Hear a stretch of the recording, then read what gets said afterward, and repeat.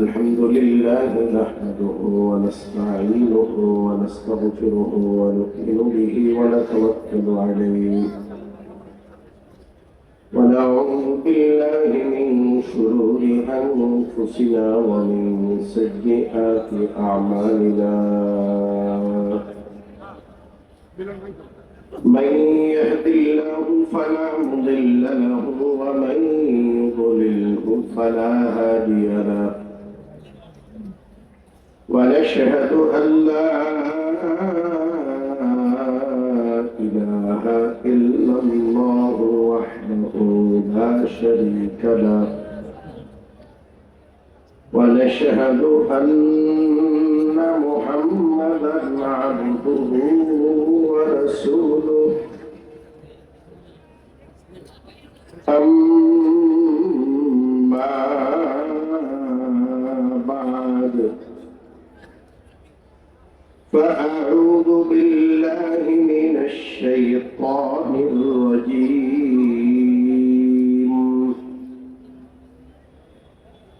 بسم الله الرحمن الرحيم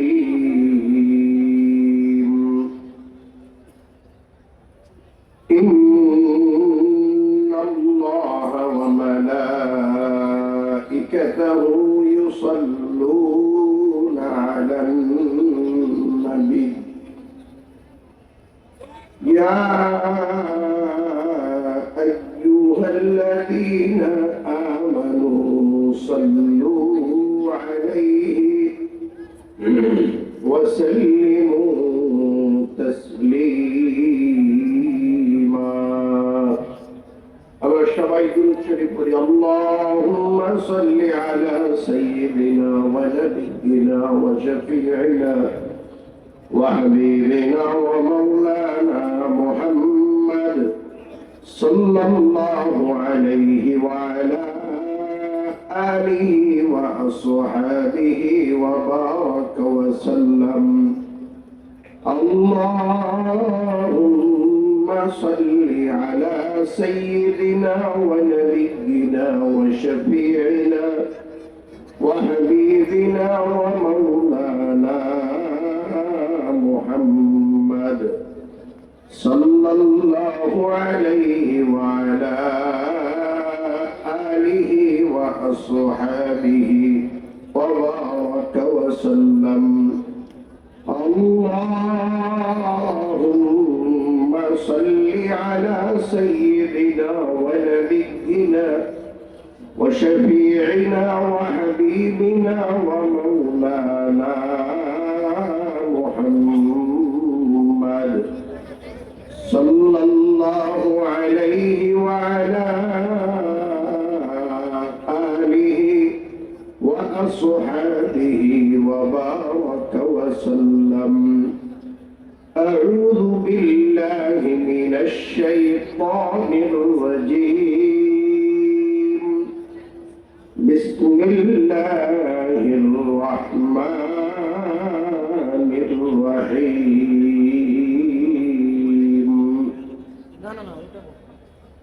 يا أيها الذين آمنوا اتقوا الله حق تقاته ولا تموتن إلا وأنتم مسلمون صدق الله العظيم وصدق رسوله النبي الكريم ونحن على ذلك لمن الشاهدين والشاكرين والحمد لله رب العالمين আলহামদুলিল্লাহ বাংলাদেশ মুজাহিদ কমিটি কুড়িগ্রাম জেলার ব্যবস্থাপনায় আয়োজিত চরমোনাই নমুনায় ঐতিহাসিক ধর্ণা নদীর পাড়ে 3 দিন ব্যাপী ইজতেমা আজকে শেষ দিন।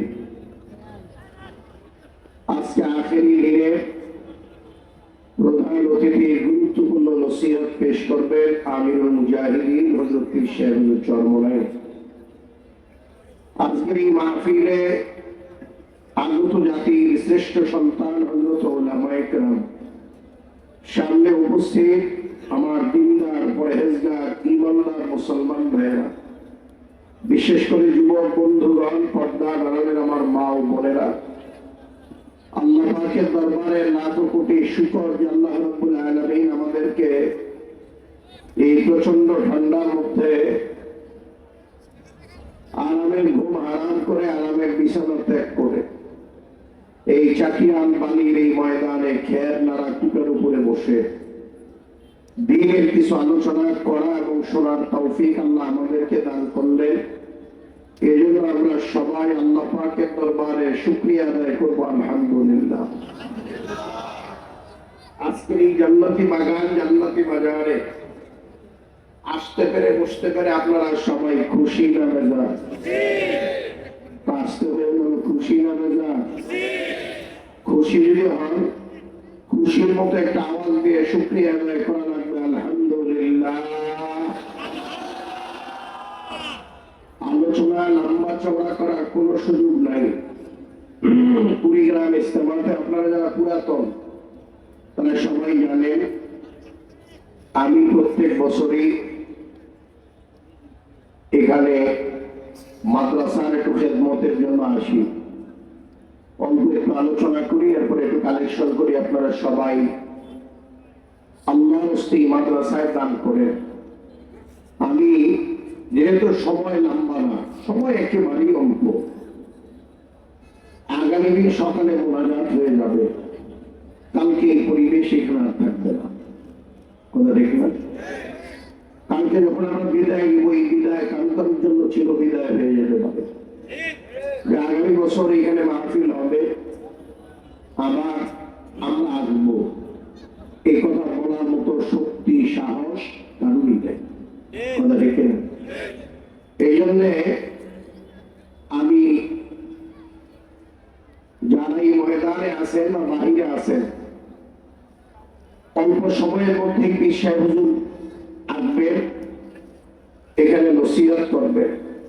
আপনারা যদি এত উঠা বসা করেন, এত বাহিরে ঘোরাঘুরি করেন, তাহলে তো আপনার এই কষ্ট করে আসার এখানে কোনো দরকার ছিল না। আসতেন যেহেতু কষ্ট করে, এখানে ধৈর্য সহকারে যদি বসে যে সমস্ত উলামায়ে কেরাম আলোচনা করতেছেন, প্রত্যেকের আলোচনার মধ্য থেকে কিছু কিছু নেওয়ার আছে, কথা দেখে না। বাহিরে ঘোরাঘুরি করেন, এই ময়দানে যে লোক আছে তার থেকে বেশি লোক আমার মনে হয় বাহিরে আছে। এই জন্য বাহিরে যারা আছেন, আমি নিয়মিতই বলি, বাহিরের বাজার এটা দুনিয়ার বাজার, আর এই মাদ্রাসার সামনে মাঠে যে বাজার করছে, সামিয়ানার নিচে যে বাজার, এটা জান্নাতের বাজার। বাহিরের বাজারে চা পাওয়া যায়, পান পাওয়া যায়, জিলাপি পাওয়া যায়, চটপটি ফুচকা পাওয়া যায়, ঝালমুড়ি পাওয়া যায়, আর এই প্যান্ডেলের নিচের বাজারে আল্লাহ পাওয়া যায়। কে পাওয়া যায় ভাই? আর কেউ যদি আল্লাহ পায়, তার সারা জিন্দগিতে আল্লাহ পাওয়ার পরে তার দিলের মধ্যে কোনো অভাব থাকে। সে যদি একটা নাড়া কুটার মালিকও না হয়, তারপরেও তার দিলের মধ্যে কোনো ব্যথা নাই, কারণ সে আল্লাহ পেয়ে গেছে। এই জন্য এই ময়দান তো আল্লাহ পাওয়ার ময়দান, বরকতি ময়দান, কথা ঠিক না? এই ময়দান থেকে তো বহু মানুষ, দাড়িওয়ালা, টুপিওয়ালা, জুব্বাওয়ালা, জিকিরওয়ালা, ফিকিরওয়ালা, নামাজওয়ালা হয়ে গেছে, কথা দেখে না? এই জন্য বাহিরে ঘোরাঘুরি করে সময় নষ্ট না করি। ভাই ইচ্ছা করলে কালকেও তো চা খাওয়া যাবে, পান খাওয়া যাবে, কিন্তু ইচ্ছা করলে কি কালকে জান্নাতের এই বাগিচা পাওয়া যাবে? এইখানে লক্ষ লক্ষ মানুষের সমাগম, এই ময়দানে বহু আল্লাহ ওলিরা বসা আছে। আমি আর আপনি যদি এখানে একটু বসি, হতে পারে আল্লাহর ওলিদের সোহবতে একটু বসার কারণে আল্লাহ আমাকেও কবুল করে নিতে পারে, কথা দেখে। আগেই বলছি, লম্বা আলোচনা করার কোনো সুযোগ নাই, আলোচনা একেবারেই সংক্ষিপ্ত। আমি আপনাদের সামনে একটা আয়াত তেলাওয়াত করছিলাম। এই আয়াতটা আমাদের অনেকের মুখস্থ থাকার কথা। আল্লাহ তাআলা আয়াতে কারিমার মধ্যে বলেন, হে ঈমানদারেরা, বিশ্বাসী বান্দারা, তোমরা আমি আল্লাহকে ভয় করো। কাকে ভয় করো? একটু বলে, একটু জবান খুলেন না ভাই, সবাই জবান খুলেন। কাকে ভয় করতে হবে ভাই? আল্লাহ বলেন ভয় করো, তারা ভয় করার মতো ভয় করো, ভয় করার মতো ভয় করো। কিন্তু আমরা অনেকাংশে অনেক জায়গায় জিজ্ঞেস করলে যদি বলি ভাই আল্লাহকে ভয় পান, কাহা ভয় পাই? কেমনে ভয় পান? যে আজান দিলে নামাজে যাবেন, যে আল্লাহকে ডরায়, যে ভয় পায় সে তো বেনামাজি হয় না, কথা ঠিক না? যে আল্লাহকে ভয় পায় সে তো হারামখোর হয় না, যে আল্লাহকে ভয় পায় সে তো গুনাহের কাজের কাজ দিয়াও যায় না, কথা ঠিক না? আমরা ভয় পাই এটা মুখে মুখে, আসলে অন্তরে ভয়। যদি অন্তরে ভয় থাকতো তাহলে সত্যিকার অর্থে আমার আপনার দ্বারা কোনো গুনাহের কাজ হতো। এই ময়দান তো কায়েম হয়েছে গুনাহমুক্ত জীবন কিভাবে করা যায়, এই তালিম তারবিয়তই তো চলে 24 ঘন্টা, কথা ঠিক না? এই জন্য আমার ভাইদেরকে বলবো যে আপনারা যারা আসছে মেহেরবানি করে, হয়তো উঠাউঠি ঘোরাঘুরি না করে আপনারা মেহেরবানি করবো একটু ধৈর্য সহকারে বসে, ফাঁকা জায়গাগুলো একটু পুরা করে বসলে এটা আমার মনে হয় একটু বেশি ভালো হয়। এই কথাটা আপনারা কি একটু মানতে পারবেন? সামনের ফাঁকা জায়গাটা পুরা করতে বলছে, একটু দেখি আপনারা কে কে মানেন কথাটা। মানার মধ্যেই কামিয়াবি, মানার মধ্যেই কি কামিয়াবি। দেখি আপনারা কে কে মানেন কথাটা, দেখবো কারা মাইক দিয়ে বলতেছি সামনের ফাঁকা জায়গা পুরা করার জন্য। আমি দেখবো যে আপনারা কে কে কথাটা মানেন। যারা মানবেন, মানলে বলার জন্য তো দোয়া করা লাগে না, অন্তর থেকে এমনি অন্তরের দরজা খুলে দোয়া হয়ে যায়, কথা ঠিক না? আর যে কথা মানে না, যে কথা মানে না তার জন্য অন্তরের যে একটা কষ্টের দরজা আছে, এই কষ্টের দরজা খুলে যায়। বাকি পরের কথাটুকু আমি আর বলবো না। মনে না ছিল ভাই দোয়া এবং বরদোয়া এটা তো মনের খুশি আর মনের কষ্ট, কথা ঠিক না? দিল যদি খুশি হয় এটি দোয়া, আর দিল যদি আপনার আচরণে আপনার কথায় কষ্ট পায় এটাই বরদোয়া, কথা ঠিক না? এই জন্য আজকের এই ময়দানে যারা আছেন তাদের কাছে আমার বিনীত অনুরোধ থাকবে, আপনারা সামনের ফাঁকা জায়গাটা একটু কষ্ট করে পুরা করে মেহেরবানি করে একটু আগায় আসবে, মেহেরবানি করে আগায় আসবে, মেহেরবানি করে আগায় আসবে। আমি যে কথা বলতেছিলাম, দেখা যাচ্ছে আলহামদুলিল্লাহ অনেক আল্লাহর বান্দারা সামনে আগায় আসতেছে, অনেকেই লড়াচড়াই করে, অনেকের কানে আওয়াজই যায় না, বা অনেকে হয়তো কানের শোনার আওয়াজ নষ্ট হয়ে গেছে, তো এই জন্য মাইকের আওয়াজ পাচ্ছে না, এই জন্য আগাতে পারতেছে না। ভাই একটু কথা মনে রাখবেন, যারা কথা মানে তার অনেক কিছু অর্জন করতে পারে, আর যারা কথা মানে না তারা দিন দিন শুধু ধ্বংসের দিকেই যায়, দিন দিন কোন দিকে যায়? ধ্বংসের দিকে যায়, ধ্বংসের দিকে যায়। এই ময়দানে তো আমরা আসছি নিজেকে ছোট বানানোর জন্য, নিজেকে বিলীন করার জন্য, কথা ঠিক কিনা? কারণ এখানে যদি এই ভাব ধরে থাকি যে আমি তালুকদার, জমিদার, চেয়ারম্যান, মেম্বার, এমপি, মন্ত্রী, মিনিস্টার, এই ভাবনা নিয়ে এখানে বসে থাকলে তো ওয়াজ ঠিকই হবে, বিশ্বাস হুজুরও ওয়াজ করবে, কিন্তু কোনো ফায়দা হবে না, কিছুই লয়ে যেতে পারবেন না। এই ভাবনার অন্তর থেকে বের করতে হবে। আমি ডাক্তার না, ইঞ্জিনিয়ার না, জজ না, ব্যারিস্টার না, তালুকদার না, জমিদার না, চেয়ারম্যান না, মেম্বার না, এমপি না, মন্ত্রী না, মিনিস্টার না, আমি সভাপতিও না, সেক্রেটারিও না, কেশিয়ারও না, নেতাও না, ফেতাও না, আমি কোরআনের মজমার একজন নগণ্য শিক্ষার্থী, নগণ্য ছাত্র। এই ঠিক যদি নিয়ত করে বসতে পারেন, ওয়াজ সারা রাত্রি লাগবে না, 10টা মিনিট ওয়াজ হবে, 10 মিনিটের ওয়াজে আমি আর আপনি জান্নাতের মেহমান হয়ে বাড়ি যেতে পারবো। এই আমিও বলছি ভাই একটু মানার চেষ্টা করে, হুজুর আসবে, পরিবেশটা সুন্দর করেন, হুজুর এসে দেখে হুজুরের দিনটা খুশি হবে, আপনাদের জন্য দোয়া অন্তর থেকে বের হয়ে যাবে। কথা দেখি না, পরিশ্রম করে কোনোদিন বড় হওয়া যায় না, হাড় ভাঙ্গা পরিশ্রম করে অভাব ছাড়ে না। আবার অনেকেই দেখবেন এসি রুমে বৈশাখ টাকা গুনে সারতে পারে না, ঠিক কিনা? এরকম আছে, পরিশ্রমের পরে পরিশ্রম করে ঋণ তার মেটে না, নুন আনতে পান্তা ঘুরায়। আবার অনেকেই তেমন কোনো পরিশ্রম করে না, আল্লাহ কোন দিক দিয়ে যদি রিজিকের ব্যবস্থা করে দেয়। কথা দেখি না, এই জন্য বলছি যে ভাই একটু আগান, কাছে আসেন, জুমারের বসের মাঝখানে কোনো শয়তানের জায়গা দিয়ে আলোচনা করতেছিলাম। আল্লাহ কইছে, হে ইমানদারেরা, বিশ্বাসী বান্দারা, তোমরা আমি আল্লাহকে ভয় করো, ভয় করার মতো ভয় করো। এখন তো আমাদের অন্তরে আল্লাহর কোনো ডর নাই, আমরা ডরাই হলো বড় দলের নেতা, আমরা ডরাই মাস্তানের, আমরা ডরাই পুলিশে, আমরা ডরাই আর্মি, আমরা ডরাই রেলওয়ে, আমরা ডরাই ওই আপনার বিজেপিকে, অর্থাৎ সাবেক বিডিআরকে। অথচ ভয় পাওয়ার দরকার ছিল কাকে? আল্লাহকে। আল্লাহর ভয় অন্তরে না থাকার কারণে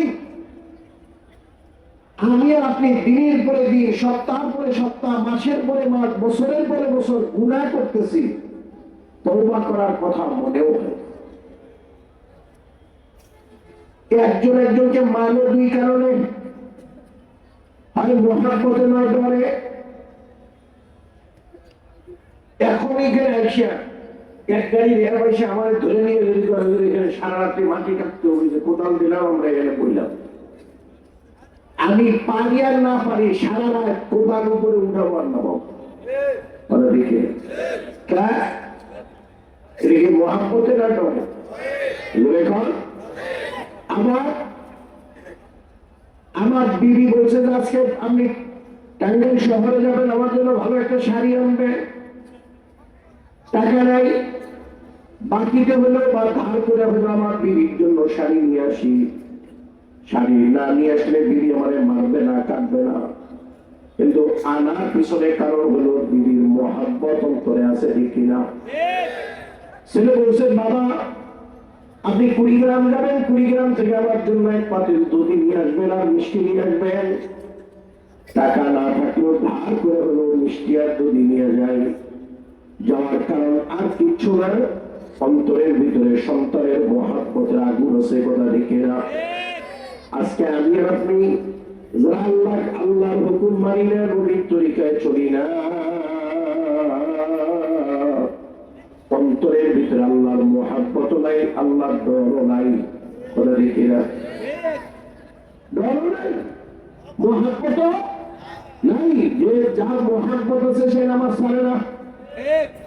অন্তরে যার মহাব্বত আছে, আল্লাহর মহাব্বত আর প্রেম দিয়া মানুষে দাড়ি কামায় না, সে সুদের কারবার করে না, ঘুষের কারবার করে না, গুনাহের কাজের কাজ দেওয়া যায় না, কারণ জানে গুনার কাজ করলে আল্লাহ বেজার হয়ে যায়। কথা ঠিক কিনা? কেউ তার ভালোবাসার বস্তুকে কষ্ট দিতে চায় না, বেজার করতে চায় না। কথা ঠিক কিনা? আমরা যাকে ভালোবাসি, আমাদের ভালোবাসার মানুষ আমার আচরণে, আমার কাজে, আমার কথায় কষ্ট পায়, এটা আমরা কোনোভাবেই চাই না। কথা ঠিক কিনা? আল্লাহ যদি ভালোবাসি, আল্লাহ তো বন্দার গুনাহ করার পর আল্লাহ কুদরতি কলিজায় কষ্ট পায়। যদি আল্লাহর ভালোবাসি তাহলে গুনাহ করবো না, আর যদি আল্লাহর ডরাই তাইলেও ডর তো নেই। হাসি তামাশা আনন্দ ফুর্তিতে দিন কাটে, হাসি যায় না। ওয়াজে বৈশাখ হাসতে চাই, ওয়াজের বক্তা না হাসাইলে আমরা মনে করি যে কোনো বক্তা তারে দাওয়াত দিছে, একটু হাসি তামাশা নেই, মজাক নাই। ওয়াজ তো মজার জন্য না, ওয়াজ তো কানার জন্য। কথা ঠিক না? فليضحكوا قليلا وليبكوا كثيرا। আল্লাহ পাক বলেন, আল্লাহ পাক পরওয়ারদিগার আলম বলেন, বান্দা বান্দি কম কম হাসবি, বেশি বেশি কাঁদবি। এবার আসে আল্লাহ ভাই রান্নার মধ্যে যে এখন যে কাজটা করছেন এটা কিন্তু আপনার কমন সেন্সের খুব অভাব। এটা এটা খুব অসুন্দর কাজ করছে, কারণ এখানে হাজার হাজার মানুষ, আপনি এই মুহূর্তে আপনার মরিচটা ভাজা লাগবে, সবাই কাশতেছে, কষ্ট কষ্ট পাইতেছে। ইজা মুসলিম হারাম কথা ঠিক না, এই হারাম কাজটা আপনি করলেন। আবার হিন্দি কিছু হইতে গেছে, এত সস্তা কিছু নয়, মানে মানুষের পা টিপা কিছু নেওয়া লাগে না, আর কষ্ট দিয়ে আল্লাহর কাছে কিছু নিবে এটা কি না হয় না। আল্লাহ বলছে বান্দা বান্দি কম কম হাঁটবি, বেশি বেশি কাঁদবি। কিন্তু এবার একটু মিলে দেখেন তো, আমরা কি হাসি বেশি না কাঁদি বেশি? বলেন বলেন। এরকম সপ্তাহ মাস চলে যায়, একবারের জন্য কাঁদি না। সকালে হাসি, দুপুরে হাসি, বিকালে হাসি, রাতে হাসি, বন্ধু বান্ধবের সাথে হাসি, বিবি বাল বাচ্চার সাথে হাসি, ওয়াজে বৈশাখ হাসি। এত বেশি হাসতেছি, হঠাৎ যদি আজরাইল সামনে দাঁড়াইয়া যায়, হাসি চিরতরে বন্ধ হবে। এই মুখ দিয়ে আর কোনদিন হাসি আসবে না। আল্লাহ কইছে বেশি কাঁদতে, কম হাসতে। সিদ্দিক আকবর রাদিয়াল্লাহু তাআলা আনহু জান্নাতের সুসংবাদ পাওয়ার পরে বকরি ছাগলের গলা ধরে কাঁদছে আর বলছে, মাওলানা যদি আমার মানুষ না বানাইয়া তোর মতো ছাগল বানাইতো, আল্লাহর বান্দারা জবাই দিয়ে খেয়া বানাইতো, কিয়ামতের আদালতে আল্লাহর সামনে দাঁড়াইয়া হিসাব দেওয়ার কোনো টেনশন ছিল না, আমি আবু বকর বেঁচে যেতাম। কিন্তু আমরা তো ছাগল বানাইছে মানুষ, কিয়ামতের আদালতে কি হিসাব দিব আল্লাহ জিজ্ঞেস করলে আমার তো জাহান্নাম ছাড়া উপায় নাই। ছাগলের গলা ধরে কাঁদছে, যিনি জান্নাতে যাবেন নবী ঘোষণা দিয়ে গেছেন। তা আমার চোখে পানি আসে না, আমি হাসি। বারোটা এখন কানতে কানতে কানের মধ্যে কালো দাগ বসায় বানাইছিল, ঘা হয়ে গেছিল, চোখে পানি পড়তে পড়তে ঘা হয়ে গেছিল, কালো দাগ বসে গেছিল। পর্বজাহানের বাচ্চারা ডাক দিয়ে, আপনার গালের কালো দাগ দুটা ভালো দেখা যায় না, কি করা যায়? আপনি ওর মুখে দিলেন, বাজার থেকে একটু প্রসাদ নিয়ে গেলে ব্যবহার করলে গালের কালো দাগ মুছে যাবে। ফারুক আজমকা, আমি আমার গালের কালো দাগ দুটা মুছাইতে চাই না বলে কান্না শুরু করছে। কয় কান্দেন কে? কষ্ট দিলে আমি বেয়াদবি করলাম। কয় না, তাহলে কান্দেন কে? আমি আমার গালের কালো দাগ দুটা মুছাইতে চাই না। কয় কেন চান না বলবেন তো, কালো দাগ দুটা পিছলি দেখা যায়। ফারুক আজম কান্দার ডাক দেখো, শোনো, আমি বহুবার চিন্তা করে আমরা খবর করে দেখছি, কিয়ামতের আদালতে আমার মালিক মাওলা যদি আমার ডাক দিয়ে জিজ্ঞাসা করবো, আমার কি লইয়াইছ, আল্লাহর দরবারে পেশ করার মতো মনের গোটা জিন্দেগিতে কোনো বন্দিগি নাই। বলেন কি এই মনে মনে নিয়ত করে রাখছি, মাওলা যদি কিয়ামতের আদালতে জিজ্ঞাসা করে, ওমর আমি আল্লাহর দরবারে কি লইয়াইছ, আমি মনে মনে নিয়ত করে রাখছি, আমি আল্লাহর ডাক দেব, আল্লাহ তোমার উপর তোমার দরবারে কিচ্ছু লইতে পারে নাই, তোমার ডরে আর তোমার জাহান্নামের ডরে কানতে কানতে গালের মধ্যে কালো দুটা দাগ বসায় নিয়েছি। অথচ ওমর জান্নাতে যাবে, এটা কি নবী বলে নাই? তাও জান্নাতের সুসংবাদ থাকার পরেও যদি তারা কাঁদবে, তাইতে আমার আপনার মুখে হাসিটা মানায় না। ঠিক এত হাসি এত তামাশা কয়দিন আজরাইল আসার আগ পর্যন্ত নাকি তার থেকে বেশি। আর এই কান্না চোখে তখনই আসবে যখন আপনার দ্বারা বেশি বেশি জিকির হবে। জিকিরের দ্বারা কলবের ময়লাগুলো দূর হইতে থাকবে। কলবের ময়লা আবর্জনা দূর হলে কলবের ভেতরে আল্লাহর মহব্বত এসে জমতে থাকবে। আর তখনই দেখবে চোখের কোনা দিয়ে আস্তে আস্তে পানি আসা শুরু হয়ে যাচ্ছে। এটা মনে চাইলেই চোখ দিয়ে পানি আনা যায় না, মনে চাইলেই কান্নাকাটি করা যায় না, মনে চাইলেই কাঁদবেন, এটা হবে না, সম্ভব না। এই জন্য দিল তৈরি করতে হবে। আর দিল তৈরি করার জন্যই তো চরমোনার হুজুরদের রাত দিন অক্লান্ত পরিশ্রম আর মেহনত। দিল তৈরি করার জন্যই তো 5টা ঔষধ দিছে। কয়টা? সকাল বিকাল জিকির সবক আদায় করা, প্রতিদিন আল্লাহর ওলিদের লিখিত বই প্রস্তুত করা, সপ্তাহে একদিন তালিম হালকা জিকির করা, মাসে একদিন সব গুজারি করা, মাসিক ইস্তেমা সব গুজারি করা, আর বছরে চরমোনার বাৎসরিক 2টা মাহফিল বিনা হুজুরে কামাই না দেওয়া। এই 5 ঔষধ যদি নিয়মিত সেবন করতে পারি আর জিকিরটা ঠিকঠাক মতো করতে পারি, শ্রদ্ধা পানি বের করার আপনার চেষ্টা করা লাগবে না, দেখবেন যে এমনি এমনি শ্রদ্ধা পানি বেরিয়েছে। আল্লাহর কথা মনে হলে দেখবেন মহাব্বত আর ভালোবাসায় শ্রদ্ধা পানি পড়ে। ভাই ব্যথায়ও চোখ দিয়া পানি পড়ে, ডরেও চোখ দিয়া পানি বের হয়, আবার ভালোবাসাতেও চোখ দিয়া পানি বের হয়। কথা ঠিক না? এই জন্য চেষ্টা করি। এই চেষ্টা শুধু আপনারা করবেন, আমিও আজ করলাম, ব্যাপারটা এরকম না। এই চেষ্টাটা তো আমারও দরকার। এই জন্য আমিও আপনাদের জন্য মুসাফির হিসাবে দোয়া করি, আপনারাও আমার জন্য দোয়া করবেন। আল্লাহ যদি এই চোখের পানি নামক নিয়ামত আমাকে আপনাকে দান করে। মনে রাখবেন, জাহান্নামের আগুন নিবানের মতো কোনো ঔষধ, কোনো পানি, চোখের পানি একমাত্র সম্ভব। ঠিক না? চোখের পানি এত মারাত্মক, আল্লাহ কোনো কিছুর কাছে দুর্বল না, শুধু চোখের পানির কাছে দুর্বল। বান্দা চোখ দিয়ে পানি ছেড়ে দিলেই আল্লাহ রহমতের দরিয়ায় তুফান শুরু হয়। কিন্তু আফসোসের বিষয়, চোখে পানি আমাদের নাই। আমি আমার এই আলোচনাটুকু এই জায়গা পর্যন্তই রাখবো। এরপরে আজকে আখেরি দিন, শেষ দিন।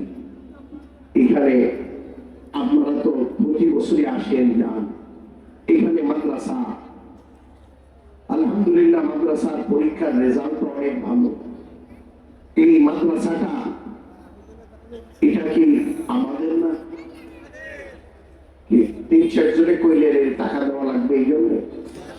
হ্যাঁ, বলেন মাদ্রাসাটা কাদের? জনে বলেন। মাদ্রাসা যদি আমাদের হয়, টাকা কি হিন্দুস্তানিরা দেবে? জনে বলেন। আমেরিকা দিবে, লন্ডন ওয়ালাও দিবে? ভাই মাদ্রাসার সম্পর্ক তো মদিনার সাথে। কোথার সাথে? মদিনার সাথে। এইখানে আমেরিকা, লন্ডন, ব্রিটেন ওয়ালারা, হিন্দুস্তানিরা টাকা দিবে। এই যার কলবের সাথে, যার অন্তরের সাথে মদিনার সাথে কানেকশন আছে, সে দরিদ্র হলেও এখানে টাকা দিবে। তার নাম শ্রম এর জন্য ব্যয় করতে। কথা দেখি আমার ভাইরা, আমি ফজিলত বয়ান করতে পারবো না, মাদ্রাসায় দানের কি ফজিলত, এই ফজিলত, এইগুলো বয়ান করতে পারবো না। সময় আগেই বলছি, সময় একেবারেই সংক্ষেপ।